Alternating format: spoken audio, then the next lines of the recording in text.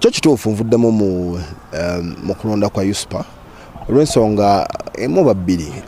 Ssemateeka gwe tulina agamba nti nno okulonda kulina okubeerawo mu mwezi ogw'ekkumi. Tuli mu mwezi gwa 11. Ekyo kimu.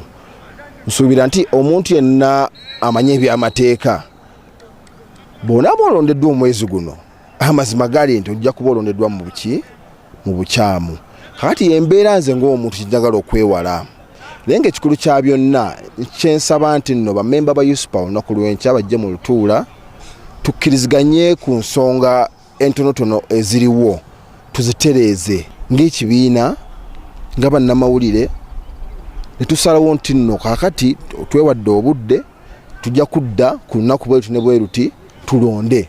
Kyekintu ekyangu nnyo kye tusobola okukola.